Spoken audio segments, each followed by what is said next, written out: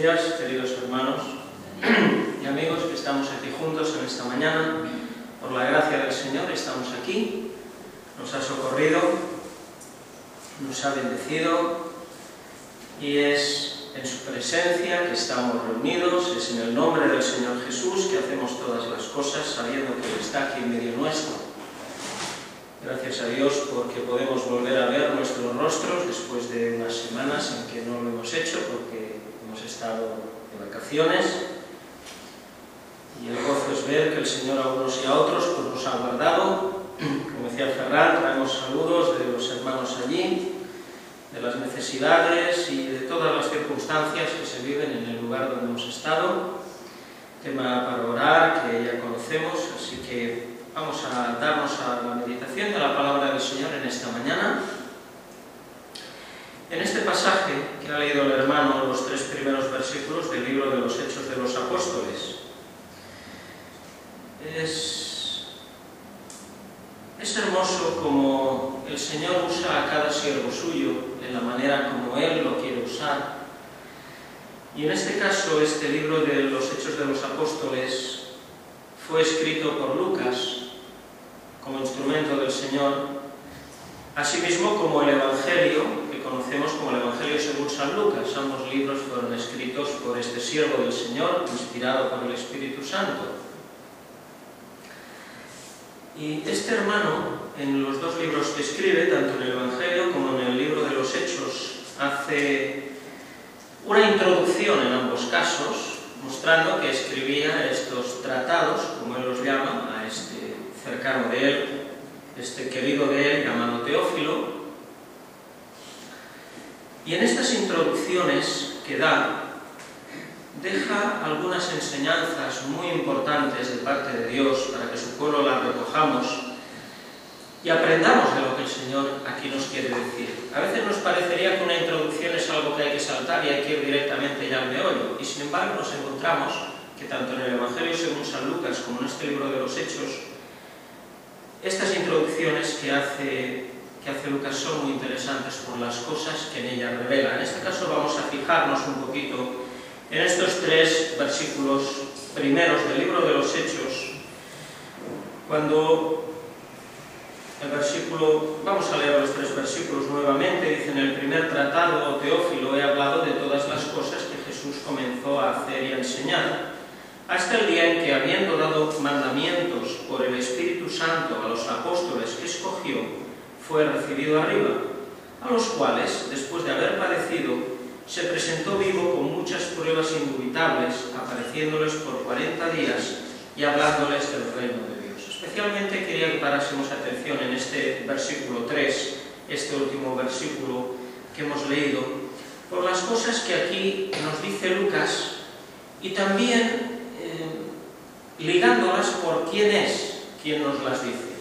Fijémonos que nos dice que, hablándonos del Señor Jesús, nos dice que después de haber padecido, es decir, nos está presentando al Señor Jesús crucificado y muriendo por nuestros pecados, dice, se presentó vivo con muchas pruebas indubitables, nos dice la palabra de Dios. Hemos de pensar que este hermano que Dios usa para escribir este libro, Lucas, era un hermano que tenía como profesión el ser médico. Lucas era médico y de hecho el apóstol Pablo, en una de las epístolas a los colosenses, hace referencia a Lucas como el médico amado. Y el hecho de que Lucas escriba aquí lo que escribe es muy notable por el hecho de cuál era su profesión. Porque él nos dice que el Señor Jesús había padecido, está haciendo referencia a que murió, y después dice que se presentó vivo con muchas pruebas indubitables. Sabemos que los médicos tienen la capacidad de certificar tanto las defunciones como el hecho de que una persona esté viva. Los médicos certifican que esto es así, tienen la capacidad de hacerlo por lo que han estudiado, y además hay especialidades dentro de la medicina, como es la medicina forense, que trata sobre las personas que han fallecido y por qué causas, y hacen estudios sobre todas estas cosas. Es decir, que nos encontramos con que Lucas, en esta presentación del libro de los Hechos, nos certifica que el Señor Jesús murió, pero después también nos certifica que el Señor Jesús resucitó, porque nos dice que se presentó vivo con muchas pruebas indubitables. Él no había visto ni vivido todas estas cosas. En el Evangelio, según San Lucas, en los 4 primeros versículos, vemos cómo él se ocupa de forma diligente, como dice, en escuchar a todos aquellos que vivieron directamente todas estas cosas para recogerlas y después escribirlas por orden, tal como habían sucedido.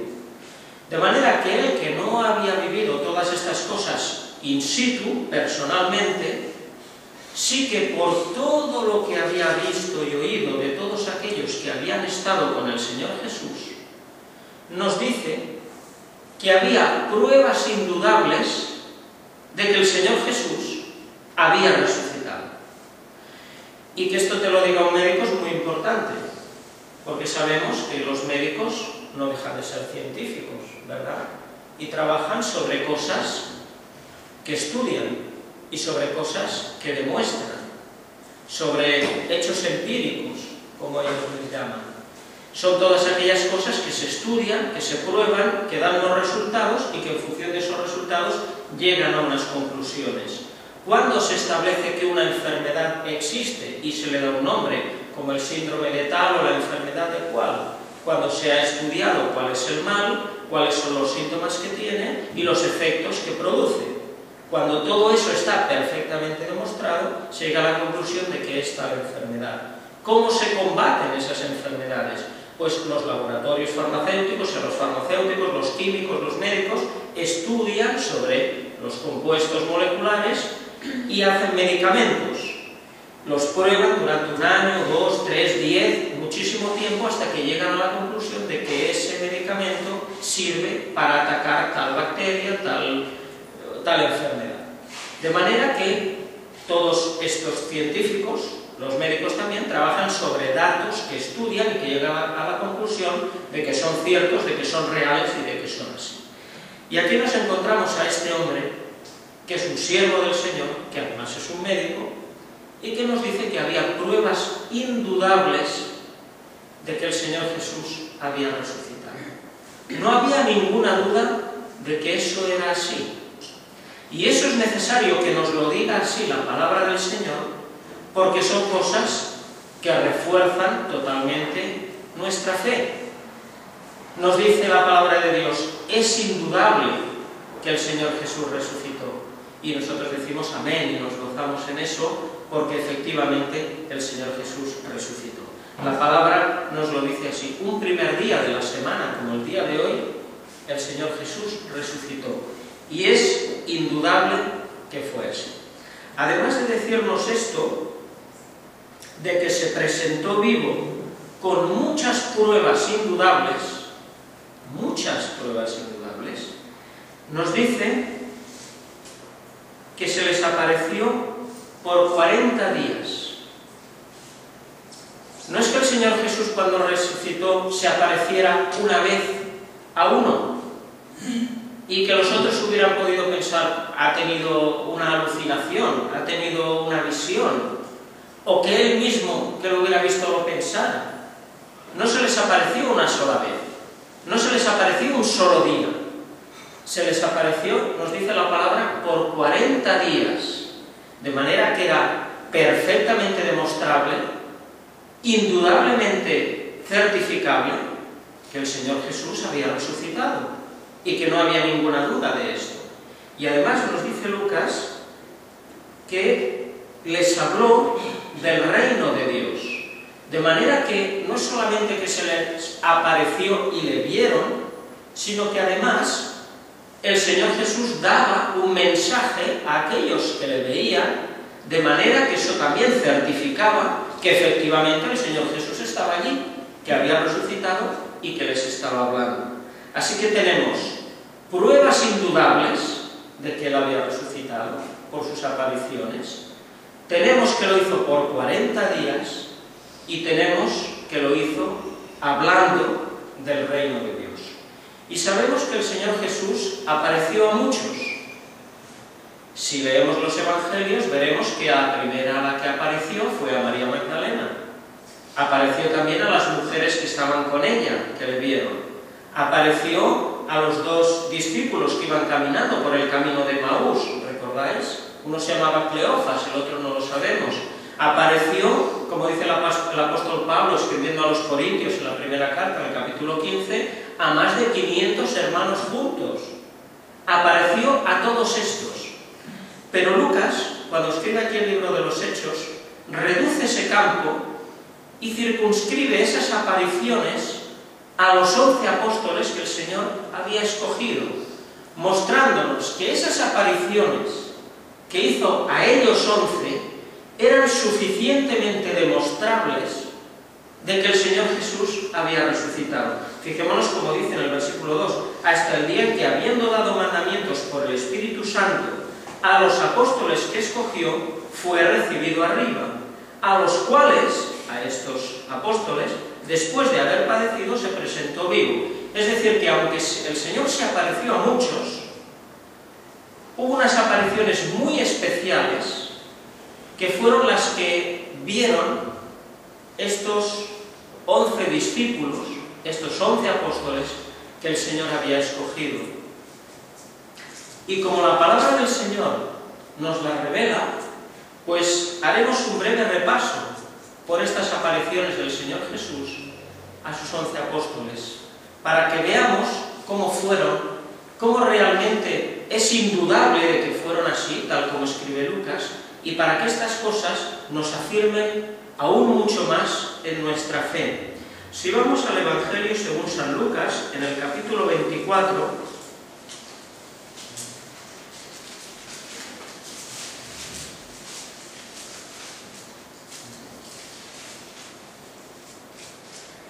en el versículo 34, después de que han venido los discípulos del camino de Maús y están los apóstoles reunidos, dice, estaban ellos hablando y dice que decían, ha resucitado el Señor verdaderamente y ha aparecido a Simón. Dice, cuando está hablando de Simón está haciendo referencia a Simón Pedro, aquel al cual el Señor llamaba Simón Pedro. Dice que antes de aparecer a los 11 apareció a Simón. No entra en más detalles la Escritura. No nos explica ni dónde fue, ni cómo fue, ni si el Señor le dijo algo. Solamente nos dice la palabra que apareció a Pedro. Seguro que Pedro habló de esta aparición con los demás discípulos, porque los demás cuentan que había aparecido a Simón, es decir, ya habían conversado acerca de esto. Y Pedro les había dicho, el Señor se me ha aparecido. Pero aunque el Señor se aparece a Simón antes que a los otros, la palabra no lo computa como una aparición a los discípulos porque estaba él solo. Y esto lo veremos un poquito más adelante. En este mismo capítulo 24, en el versículo 36, nos dice, y entre tanto que ellos hablaban estas cosas, él se puso en medio de ellos y les dijo, paz a vosotros. Entonces ellos, espantados y asombrados, pensaban que veían espíritu. Mas él les dice, ¿por qué estáis turbados y suben pensamientos a vuestros corazones? Mirad mis manos y mis pies, que yo mismo soy. Palpad y ved que el espíritu ni tiene carne ni huesos, como veis que yo tengo. Y en diciendo esto, les mostró las manos y los pies. Y no creyéndolo aún ellos de gozo y maravillados, díjoles, ¿tenéis aquí algo de comer? Entonces ellos le presentaron parte de un pez asado y un panal de miel. Y él tomó y comió delante de ellos. Esta es la primera aparición del Señor Jesús a los 11 apóstoles, estando ellos juntos, De hecho, no eran los 11, porque faltaba uno. Ya sabemos quién era el que faltaba, ¿verdad? Faltaba Tomás. Pero los demás sí que estaban. Entonces aquí ya sí que se nos computa como una primera aparición del Señor a sus discípulos, a los apóstoles. Y vemos que es una aparición en la que ellos, que era la primera vez que le habían resucitado, dice que están espantados y asombrados y pensaban que veían un espíritu. No creían que estaban viendo realmente al Señor Jesús resucitado en su constitución de espíritu, alma y cuerpo. Pensaban que veían un espíritu y ya está, como las apariciones que habían en el Antiguo Testamento cuando los siervos del Señor veían al ángel de Jehová, ¿recordáis? Que veían una visión espiritual. Y ellos pensaban que veían espíritu, y el Señor les dice que no. Dice, mirad mis manos y mis pies, que yo mismo soy, palpad y ved que el espíritu ni tiene carne ni huesos, como veis que yo tengo. Les está diciendo, palpadme, podéis tocarme y veréis que tengo carne y huesos. El espíritu no tiene carne y huesos, como yo sí que tengo. De manera que les está demostrando que era una resurrección real, corporal, que el Señor Jesús había tenido, y que estaba allí en espíritu, alma y cuerpo. Estaba plenamente en su humanidad, juntamente con su divinidad, que le era inherente y que estaba siempre con él. Y aún ellos, como no lo creían, dice, y no creyéndolo aún ellos, de gozo y maravillados, les dice, tenéis aquí algo de comer. Es decir, les está diciendo, tocadme, mirad mis manos, mirad mis pies, donde estaban las marcas de la cruz. Tocadme, palpadme, veréis que tengo carne, que tengo huesos. Pero aún a ellos les cuesta creerlo. Están, no puede ser, ¿cómo puede ser que haya resucitado y que esté aquí? Entonces se les dice, tenéis aquí algo de comer. Les quiere dar otra prueba irrefutable de que Él está allí y de que está vivo y de que ha resucitado corporalmente. Y entonces le presentan parte de un pez asado y un panal de miel. Y entonces Él tomó y comió, dice, delante de ellos. Es decir, que el Señor Jesús se pone a comer delante de ellos para que vieran que efectivamente Él había resucitado y estaba allí. De manera que aquí, en este pasaje, vemos un número importante de pruebas físicas en las cuales el Señor Jesús les está demostrando que efectivamente había resucitado. Tenía un cuerpo que se podía tocar y además un cuerpo que podía comer. Parte de un pez asado y un panal de miel es lo que come el Señor Jesús. Y todo eso que se ingiere se tiene que metabolizar, se tiene que digerir, ¿verdad? Es así. De manera que físicamente el Señor nos está presentando que es irrefutable que Él había resucitado. Si vamos al Evangelio según San Juan, en el capítulo 20, encontramos este mismo momento en esta primera aparición del Señor Jesús. Pero en el Evangelio de Juan introduce otro elemento que es muy importante. A partir del versículo 24 dice: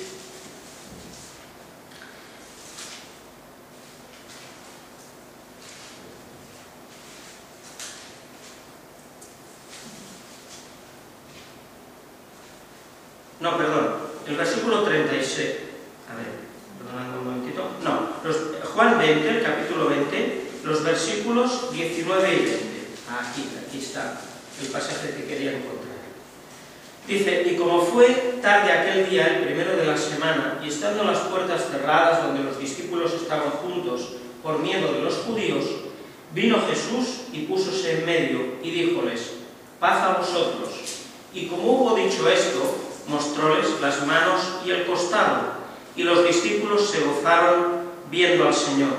Entonces les dijo Jesús otra vez: paz a vosotros, como me envió el Padre, así también yo os envío. Y como hubo dicho esto, sopló y díjoles: tomad el Espíritu Santo. Este momento es el mismo que hemos leído en el Evangelio según San Lucas, en el capítulo 24. Y como vemos aquí, ese primer día, cuando el Señor había resucitado, ya era tarde, estaban todos allí, se presenta, les dice: paz a vosotros. Y así como en el Evangelio de Lucas nos presenta toda una serie de elementos físicos que son prueba irrefutable de que el Señor Jesús había resucitado, aquí en el Evangelio de Juan nos presenta un elemento espiritual que es igualmente irrefutable, porque nos dice: como me envió el Padre, así también yo os envío. Y como hubo dicho esto, sopló y díjoles: tomad el Espíritu Santo. El Señor Jesús hace esto cuando ha resucitado. Les da el Espíritu Santo soplando. Y esto es una prueba indudable de que el Señor Jesús había resucitado. Porque podríamos pensar, pero podría haber soplado y darles el Espíritu Santo sin que hubiera un cuerpo físico resucitado allí. De hecho, cuando Dios crió, en el libro del Génesis, encontramos que Dios es espíritu y cría todas las cosas por el poder de su palabra y sopla aliento de vida en el hombre siendo espíritu. No había un cuerpo allí físico en Dios que hiciera eso. Pero la diferencia aquí está en que el Señor Jesús, siempre que se presenta a sus discípulos y siempre que se presenta a los hombres y siempre que obra respecto de nosotros, lo hace en lo completo de su ser. Lo hace en su realidad divina y lo hace en su realidad humana completa, espíritu, alma y cuerpo. De manera que cuando aquí el Señor Jesús sopla y les da el Espíritu Santo, Él está allí plenamente, como el Señor Jesús. Está en una realidad corporal también, como siempre había sido antes de ese momento y como sería siempre después de ese momento también. Nunca el Señor Jesús se les presenta solo en una parte espiritual, se les presenta completo Él, en la realidad de lo que es la persona teantrópica, lo que es el Dios hecho hombre, plenamente constituido. De manera que cuando sopla y les da el Espíritu Santo, es una prueba irrefutable en lo espiritual de que el Señor Jesús había resucitado. Así que tenemos pruebas físicas, tenemos pruebas espirituales que nos dicen que el Señor estaba allí. Y eso ya en la primera aparición que hace a sus discípulos. Pero hay una segunda, en este mismo capítulo 20 de Juan, en los versículos del 24 en adelante, dice: empero Tomás, uno de los 12, que se dice el Dídimo, no estaba con ellos cuando Jesús vino. Dijéronle pues los otros discípulos: al Señor hemos visto. Y él les dijo: si no viera en sus manos la señal de los clavos, y metiere mi dedo en el lugar de los clavos, y metiere mi mano en su costado, no creeré. Y 8 días después estaban otra vez sus discípulos dentro, y con ellos Tomás. Vino Jesús, las puertas cerradas, y púsose en medio, y dijo: paz a vosotros.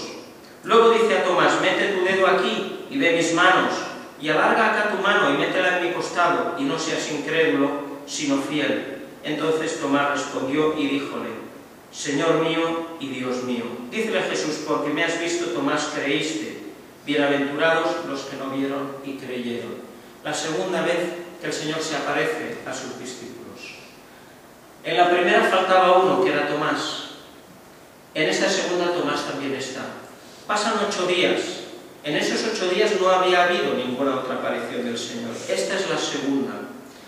Y aquí nos encontramos que los otros ya no dudan, porque habían visto al Señor, le habían visto comer, le habían visto que les daba el Espíritu Santo, y ahora está aquí Tomás, el que no había creído, porque decía que si él no palpara y tocara y metiera los dedos en la llaga, no creería. Y entonces el Señor se le presenta, también físicamente le dice: aquí están mis heridas, mete tus dedos en mis llagas, mete tu mano en mi costado, y no seas incrédulo, sino fiel.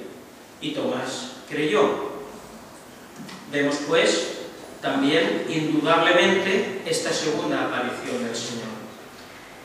Y llegamos a la tercera, que está en el capítulo 21 de Juan, a partir del versículo 9. Es aquel episodio en que los discípulos, algunos de ellos, porque no estaban todos, nos dice el versículo 2, estaban juntos Simón Pedro y Tomás, llamado el Dídimo, y Natanael, el que era de Caná de Galilea, y los hijos de Zebedeo, y otros 2 de sus discípulos. Vemos que aquí no estaban los 11. Pero aunque no estuvieran los 11, como había ya un grupo de los que eran los apóstoles del Señor, la palabra lo computa como una de las apariciones del Señor a sus discípulos. Y entonces dice que estaba Simón Pedro, este era uno de ellos, Tomás, el Dídimo, el que la primera vez no había estado, pero ahora sí que estaba aquí. Luego nos dice que estaba Natanael, pero este no era de los 11. Este era aquel que el Señor Jesús le dice: he aquí un verdadero israelita en el cual no hay engaño. ¿Recordáis que estaba debajo de la higuera? Y dice que estaban los dos hijos de Zebedeo, estos sí que eran de los 11. Y luego nos dice otros dos de sus discípulos que no sabemos si eran de los 11 u otros. El caso es que había un pequeño grupo de los que sí que eran sus apóstoles. Y entonces en el versículo 9 dice: salen a pescar, están toda la noche pescando, no cogen nada. Y dice: y como descendieron a tierra, vieron ascuas puestas y un pez encima de ellas y pan. Ellos estaban en el barco y el Señor desde tierra les pregunta si tienen algo de comer. Y ellos le dicen que no, porque no habían pescado nada. Y entonces Juan le dice a Pedro: es el Señor. Y Pedro, que estaba desnudo, se ciñó de su ropa, se tiró al mar y todos fueron hacia donde estaba el Señor. Pedro sacó la red. Entonces nos dice que como descendieron a tierra, vieron ascuas puestas y un pez encima de ellas y pan. Díceles Jesús: traed de los peces que cogisteis ahora. Subió Simón Pedro y trajo la red a tierra, llena de grandes peces, 153, y siendo tantos, la red no se rompió. Díceles Jesús: venid, comed. Y ninguno de los discípulos osaba preguntarle: ¿tú quién eres?, sabiendo que era el Señor. Viene pues Jesús y toma el pan y les da, y asimismo del pez. Esta era ya la tercera vez que Jesús se manifestó a sus discípulos, habiendo resucitado de los muertos. Por eso decía que la palabra computa las veces que el Señor se aparece a los discípulos y las que se aparece particularmente de otra manera, computados de forma diferente. Aquí nos dice: esta era ya la tercera vez, nos dice que se presentaba. Las dos anteriores que hemos visto y esta la tercera. Y fijémonos que en esta aparición también hay muchas pruebas indudables de la resurrección del Señor.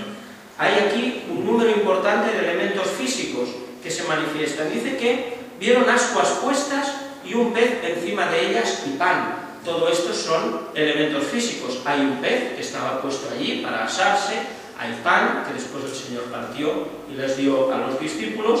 Dice que habían ascuas.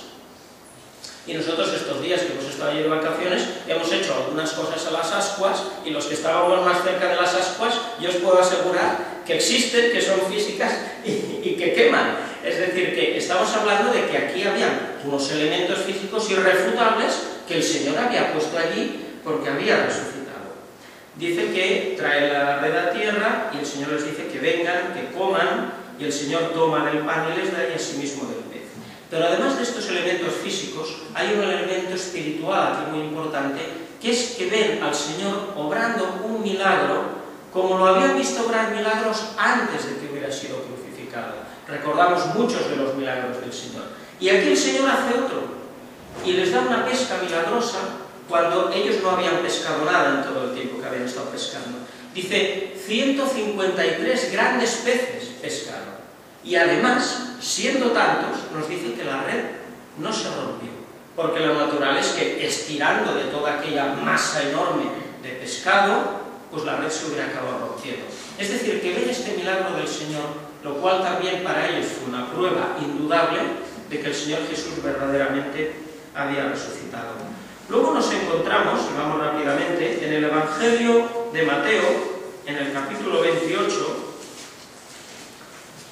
otra aparición del Señor, ya posterior a estas, que es muy notable. Es muy notable también en cuanto a que nos certifica que el Señor verdaderamente había resucitado. En el capítulo 28 de Mateo, los versículos del 16 al 20 dice: mas los 11 discípulos se fueron a Galilea, al monte donde Jesús les había ordenado, y como le vieron, le adoraron. Mas algunos dudaban. Y llegando Jesús les habló diciendo: toda potestad me es dada en el cielo y en la tierra. Por tanto, id y doctrinad a todos los gentiles, bautizándolos en el nombre del Padre, y del Hijo, y del Espíritu Santo, enseñándoles que guarden todas las cosas que os he mandado, y he aquí yo estoy con vosotros todos los días hasta el fin del mundo. Amén. Fijémonos que aquí es un lugar diferente. Habían visto al Señor Jesús en Jerusalén y habían visto al Señor Jesús en el mar. Pero ahora ven al Señor Jesús en un lugar donde tenían que verle, porque antes de ser crucificado, el Señor Jesús les dice a sus discípulos: al tercer día resucitaré, id a Galilea y allí me veréis. Pero esta aparición del Señor Jesús vemos que es posterior a todas las otras que hemos visto, a la primera, a la segunda y a la tercera. Con lo cual vemos que el hecho de que ellos fueran a Galilea, a ese monte que el Señor les había dicho, se demora. No lo hicieron inmediatamente. Pasó un margen de tiempo hasta que eso se produjo. Pero finalmente ellos están allí, van a ese monte donde el Señor les había ordenado, y cuando están allí, el Señor Jesús se les aparece. De manera que se cumple la palabra que el mismo Señor Jesús había dado, de que en aquel lugar le verían resucitado. Y eso es una prueba para ellos indudable de que efectivamente el Señor había resucitado, porque estaba en el lugar donde anteriormente les había dicho que estaría. Dice: como le vieron, le adoraron, mas algunos dudaban. Fijémonos que aún después de las veces que le habían visto, aún alguno pensaba: no será espíritu lo que estoy viendo, pero efectivamente ellos vieron que el Señor estaba allí. Y entonces llega una certificación importantísima de que el Señor había resucitado, y es el mensaje que les da ahora en estos 3 versículos que siguen. Porque el Señor les habla y les dice: toda potestad me es dada en el cielo y en la tierra. Este es un mensaje de alguien que está vivo, no de alguien que está muerto. Toda potestad me es dada en el cielo y en la tierra. Versículo siguiente: por tanto, id y doctrinad a todos los gentiles, bautizándolos en el nombre del Padre, y del Hijo, y del Espíritu Santo. Fijémonos que cuando nosotros hacemos bautismos en nuestra iglesia, en nuestras iglesias, los hacemos en el nombre del Padre, del Hijo y del Espíritu Santo. Y que este es un mensaje que el Señor Jesús dio a sus discípulos estando resucitado. No se lo dio antes, se lo dio después. Y fijémonos la importancia de que el Señor Jesús aquí diga esto: bautizándolos en el nombre del Padre, y del Hijo, y del Espíritu Santo. En el nombre de los 3. En el nombre del Hijo también está aquí. No solo es en el nombre del Padre, es también en el nombre del Hijo. ¿Y dónde está la importancia de esto? Es vital para certificar la resurrección del Señor. Porque ¿recordáis aquel episodio cuando los saduceos vienen y hablan con el Señor? Los saduceos eran los judíos que decían que no había resurrección. ¿Recordáis? Y entonces le explican aquella historia de los 7 hermanos que se habían casado con una mujer y que en el cielo de quién sería mujer. Y el Señor les dice: erráis ignorando las Escrituras y el poder de Dios. Y finalmente les lleva al pasaje en el que ellos sí creían, de la zarza, cuando Moisés se le aparece el Señor en la zarza ardiendo. Y cómo Dios le dice a Moisés: yo soy el Dios de Abraham, de Isaac y de Jacob. Dios no es Dios de muertos, sino de vivos. Es decir, que el hecho de que nombrara a Abraham, a Isaac y a Jacob era por el hecho de que estaban vivos en la presencia de Dios. Dios no es Dios de muertos, es Dios de vivos. El hecho de que el Señor Jesús diga de bautizarlos en el nombre del Padre, del Hijo y del Espíritu Santo, que se bauticen en el nombre del Hijo, es porque el Hijo está vivo y no está muerto. ¿Cómo se podría bautizar en el nombre de un muerto? Dios no es Dios de muertos, Dios es Dios de vivos. Y en el momento que se bautiza en el nombre del Hijo, es porque el Hijo ha resucitado y porque el Hijo está vivo. No podría ser de otra manera. De manera que cuando el Señor Jesús les está hablando del bautismo y de esta invocación de la Santísima Trinidad, les está dando testimonio de que Él ha resucitado, de que Él está vivo, porque Dios no es Dios de muertos, Dios es Dios de vivos. Y finalmente les dice, enseñándoles que guarden todas las cosas que os he mandado, y he aquí, yo estoy con vosotros todos los días hasta el fin del mundo. Amén. Es el testimonio de alguien que ha resucitado. Como estoy vivo, estaré con vosotros para siempre. Todas estas cosas son completadas con un versículo que está en Juan, en el Evangelio de Juan, en el capítulo 20 y el versículo 30.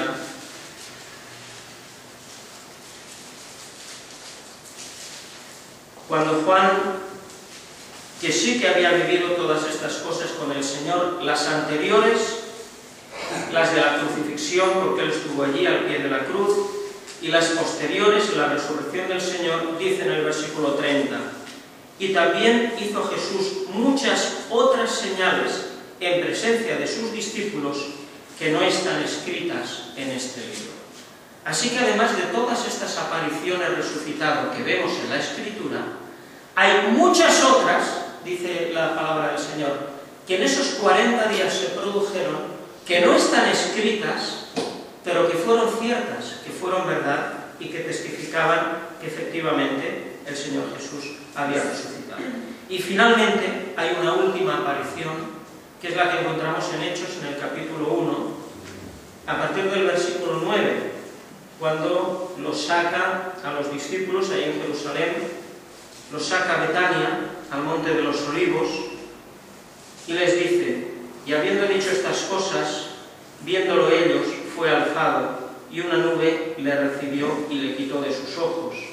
Y estando con los ojos puestos en el cielo, entre tanto que él iba, he aquí 2 varones se pusieron junto a ellos en vestidos blancos, los cuales también les dijeron, varones galileos, que estáis mirando al cielo, este mismo Jesús que ha sido tomado desde vosotros arriba en el cielo, así vendrá como le habéis visto ir al cielo. Es la última vez que ven al Señor, ellos ya tienen la certeza de que ha resucitado, le ven que asciende a la presencia del Padre, y estos varones que se ponen junto a ellos en vestidos blancos dicen, este mismo Jesús es el Señor Jesús que verdaderamente había resucitado. Era Él, el mismo que antes había estado con ellos, el mismo que fue crucificado, el mismo que resucitó y el mismo que un día vendría. De manera que todo esto que hemos visto, nos unimos a Lucas en sus palabras para decir que son pruebas indubitables de que el Señor Jesús resucitó. Y en esto está fundada nuestra fe. Y estos pensamientos que hemos compartido nos han de ser útiles para afirmarnos aún más en nuestra fe. Que no es que no la tengamos, pero que nuestra fe necesita crecer. Y todas estas cosas nos afirman más y más en nuestra fe, dándonos certidumbre de que estas cosas realmente fueron así. Tal como están escritas, así fueron. Y que nuestra fe está fundada en que el Señor Jesús, un primer día de la semana, muy de mañana, resucitó. Y esto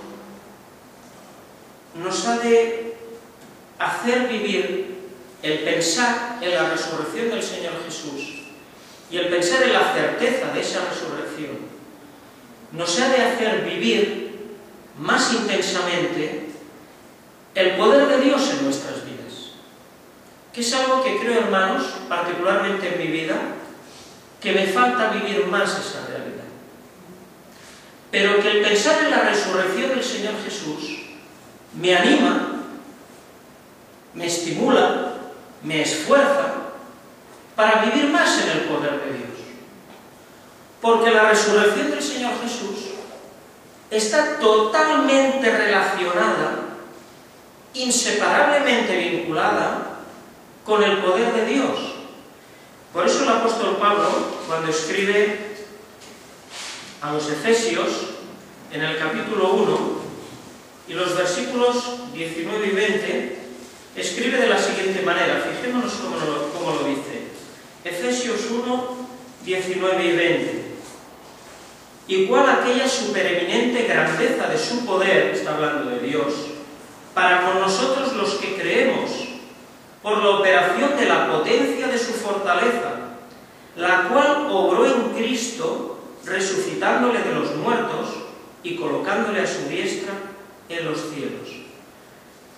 Nos está diciendo que es la potencia de la fortaleza de Dios la que resucitó al Señor Jesús de los muertos.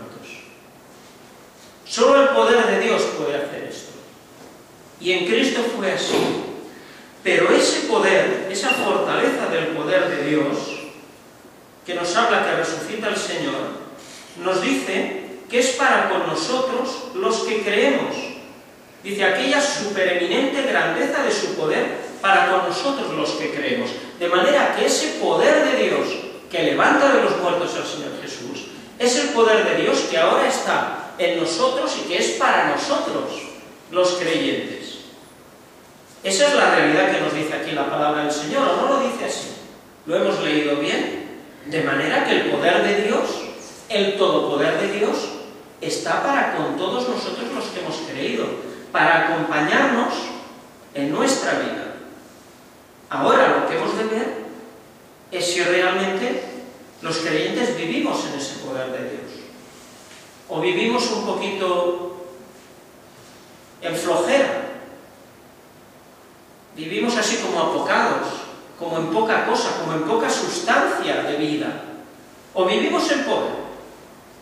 ¿Vivimos nuestra vida de oración en poder? ¿Oramos con toda fe creyendo? ¿Oramos poderosamente? Cuando predicamos el Evangelio a alguien, ¿lo predicamos con poder de Dios? ¿O lo hacemos como si estuviéramos hablando de cualquier otro tema en cualquier momento? Es muy diferente cómo lo hagamos. Porque en la medida que usemos el poder de Dios, en el hacer las cosas, veremos un resultado o veremos otro. Todo lo que se hace en el poder de Dios llevará el fruto de ese poder de Dios. El que predica el Evangelio con ese poder llegará con potencia a las almas. Si predicamos apocadamente o como el que no quiere la cosa, pues ese mensaje seguramente va a quedar mucho más diluido, ¿verdad? Si oramos con poder de Dios y con toda fe, esas oraciones llevarán un fruto. Si lo hacemos con dudas, pues no recibiremos nada del Señor, como dice Santiago en su carta. No piense el tal hombre que recibirá nada del Señor. De manera que hemos de ver si vivimos así. ¿Vivimos en el poder de Dios en nuestros hogares? ¿En lo que es nuestra convivencia familiar? ¿En nuestras relaciones? ¿La vida de un matrimonio? ¿La educación de los hijos? ¿Vivimos todas estas cosas con el poder de Dios? ¿O las vivimos de la manera que la viven los hombres? Y haciendo las cosas como las harían los demás, y dejando las cosas como a la casualidad o a ver lo que ocurre, o a que el tiempo hará las cosas. Es muy diferente, ¿verdad? Por eso el apóstol Pablo, cuando escribe a Timoteo, en la segunda carta, le dice en el capítulo 1 y en el versículo 7, porque no nos ha dado Dios el espíritu de temor, sino el de fortaleza y de amor y de templanza. Está haciendo referencia al Espíritu Santo que Dios nos ha dado a los que hemos creído en Él. Hay un pasaje paralelo en Romanos 8, que es cuando dice que el Espíritu que está en nosotros clama Abba Padre. Dios nos ha dado el Espíritu Santo en nuestro corazón y nos dice la palabra que es un espíritu de fortaleza y de amor y de templanza. De manera que cuando vivimos sujetos al Espíritu Santo y cuando vivimos llenos del Espíritu Santo, pues vivimos en esa fortaleza de Dios en nuestra vida. Y damos gracias a Dios por todos los hermanos que nos dan testimonio que viven en la fortaleza de Dios y que pasan experiencias muy duras y que las pasan en el poder de Dios teniendo victoria, no les falta la fe, testifican del Evangelio y viven pruebas muy duras sostenidos por el Señor y con el poder del Señor. Y uno los ve y piensa, caramba, pues yo no estoy viviendo de esta manera, ¿verdad? Y todas estas cosas son las que tenemos que aprender. Y el apóstol Pablo, que aprendió de estas cosas, nos dice que cada uno de nosotros, en nuestra vida cristiana, hemos de vivir en ese poder. Y que cada uno de nosotros, en la tarea a la que el Señor nos ha llamado y en el ministerio en el que Él nos quiere, lo hemos de vivir con ese poder también. Porque también cuando escribe a los Efesios en el capítulo 3, les dice en los versículos 6 y 7, él que había sido llamado al ministerio entre los gentiles, dice que los gentiles sean juntamente herederos e incorporados y consortes de su promesa en Cristo por el Evangelio, del cual yo soy hecho ministro por el don de la gracia de Dios que me ha sido dado, según la operación de su potencia. Así que Dios, cuando da un don a un hijo suyo para que le sirva en su obra, en este caso Pablo era la predicación del Evangelio entre los gentiles, Dios da ese don con su potencia. Y la manera de ejercer ese ministerio es con la potencia de Dios. No hay otra forma. De manera que todo ministerio se debe vivir y ejercer en potencia, con el poder de Dios, para que lleve el fruto que Dios quiere. Y es así que también, y este es un último texto que quiero leeros, cuando el apóstol Pablo escribe a los corintios, les dice: y ni mi palabra ni mi predicación fue con palabras persuasivas de humana sabiduría, mas con demostración del Espíritu y de poder. Así que les está diciendo que el ministerio que él hacía, lo hacía en el poder de Dios, y era evidente a los que lo escuchaban que era así, porque era en manifestación del Espíritu y de poder. Y esto es lo que hemos de desear entre nosotros, que todos los hermanos en la fe vivamos en el poder de Dios en nuestras vidas, en medio de las adversidades, de las dificultades, de los quehaceres de cada día, de las situaciones de crisis que vivimos, la educación de nuestros hijos, los estudios en la universidad, todas las situaciones que nos dan, en las que vivimos, todo lo vivamos en el poder de Dios. Que nuestra vida de oración la vivamos en el poder de Dios. Que nuestro ministerio cristiano lo vivamos en el poder de Dios. Que yo os vea a vosotros ministrando en el Señor con el poder de Dios. Y vosotros me veáis también a mí así. Que ministrar en el poder de Dios no significa hablar muy fuerte o gritar. No. Es la manifestación de la vida de Dios, que es poderosa, que es potente y que lleva fruto. Ese es el poder de Dios. El que se ministra con la vida de Dios y que eso produce más vida en los demás. Que así veamos todos cómo servimos al Señor en esta manera y que todo lleve fruto. Y que para que todo esto lo vivamos así, nos aferremos al hecho de que el Señor Jesús resucitó. Y resucitó por el poder de Dios. Y que pensando en estas cosas, digamos: Señor, yo quiero vivir también en tu poder. Y quiero servirte en tu poder. Y quiero ministrar con tu poder. Y quiero orar con tu poder. Para que todo lleve fruto que dé gloria a Dios. Esto es lo que os quería compartir. Y os lo quiero compartir porque estoy seguro de que en mi vida hace mucha falta de esto. Muchísima. Si en la vuestra también, pedid al Señor, como yo pido por mí, que el Señor me dé poder suyo en mi vida y que viva en él. Que Dios os lo dé a vosotros también y que vivamos de esa manera para que llevemos fruto para su gloria y que todo así siga adelante hasta el día que el Señor venga. Ferran nos hablaba hace unos momentos de que pronto celebraremos un aniversario. Que sigamos adelante, pero sigamos adelante con el poder de Dios. Que nos bendiga.